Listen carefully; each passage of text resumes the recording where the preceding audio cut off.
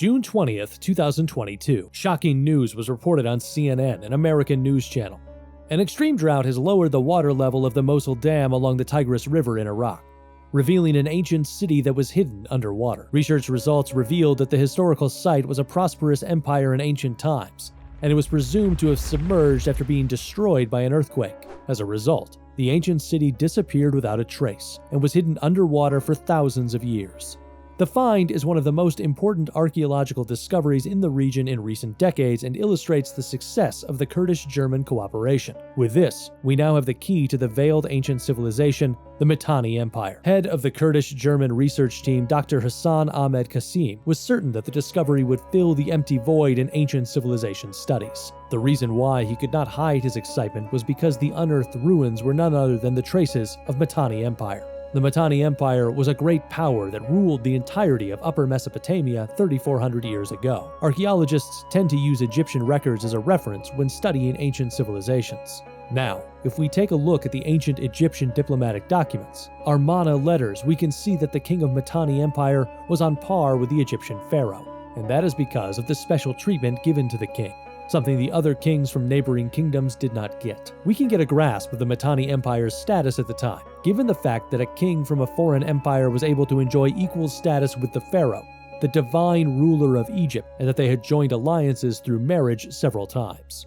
However, it is said that not much has been revealed about the Mittani Empire. Even though the existence of the empire has been proven, other aspects remained a mystery, since no actual remains were found. The Mittani Empire is one of the least researched empires of the ancient Near East. Information on palaces of the Mittani period is so far only available from Tel Brak in Syria and from the cities of Nutsi and Alalika, both located on the periphery of the empire. Even the capital of the Mittani Empire has not been identified beyond doubt. It is now extremely difficult to find traces of this mystery, influential empire that was both a rival and an ally to ancient Egypt. The existence of the empire itself is like a mirage, and archaeologists all over the world only started showing their interest in it recently. It has been revealed that the relics that turned the archaeology community upside down were those from the Mittani Empire, and it is none other than Tutankhamun's iron dagger, the greatest archaeological mystery of all time. February 3rd, 1925, the pins removed, the lid was raised, the penultimate scene was disclosed, a very neatly wrapped mummy of the young king, with golden mask of sad but tranquil expression, symbolizing Osiris. A highly ornamented gold dagger with crystal knob,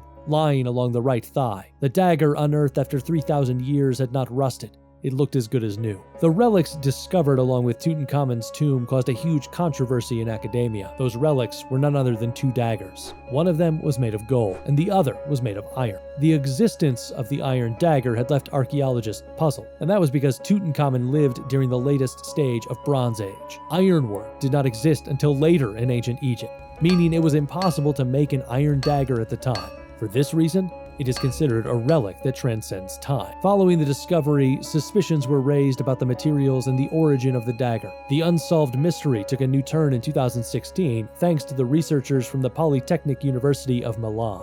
Tutankhamun's iron dagger was made of meteoric iron that fell from the sky. The quality of the blade suggests that it was made by skilled craftsmen. It originated in the Mittani Empire. We have also found ancient records saying that the iron dagger was gifted from the 9th king of Mittani, Tushratta, to Tutankhamun's grandfather, Amenhotep III. Most meteorites that fall on Earth would burn up even before touching the ground. But in some cases, a part of the meteorite falls on Earth without being burned up. In this case, the meteorite burns up and its outer parts are ablated as it falls through the atmosphere. The amounts of iron and nickel are maximized, turning the meteorite into meteoric iron. This was then processed into iron used to make the dagger. A sword or dagger made of iron that fell from the sky was considered a sacred treasure, regardless of East or West. Of course, the iron dagger gifted from Amenhotep III to his grandson Tutankhamun was one of those treasures, and with this, the mystery of the iron dagger's origin was solved. However, there is still one question left unanswered. How on earth were they able to make an iron dagger before Egypt and the Mittani Empire even entered the Iron Age? The baton of mystery was passed from Egypt to the Mittani Empire. Unless the iron fell from the sky in the shape of a perfectly crafted blade, high-level ironwork would be necessary to turn it into an iron dagger. There is no telling how the Mittani Empire had such high-level technology in its possession. How advanced was the Mittani civilization, to the point where it surpassed Egypt and had high-level ironwork in its possession? In order to reveal the secret, the research team unearthed large-scale structures such as an ancient palace, a giant fortification, and a storage building multiple stories tall in the Mittani Empire historical site. We found 5 ceramic vessels holding over 100 clay cuneiform tablets, dating back to closely after the earthquake event. It is close to a miracle that cuneiform tablets made of unfired clay survived so many decades underwater. Deciphering the letters holds the same meaning as filling in a page of lost ancient history. But unfortunately, the water level of the Mosul Dam started rising again as the excavation work was sped up. The team had no choice but to leave after taking minimal measures to prevent damages to the historical site. It is difficult to predict when the ruins would re-emerge from underwater. It could be years at the earliest, but it could also be decades or even hundreds of years.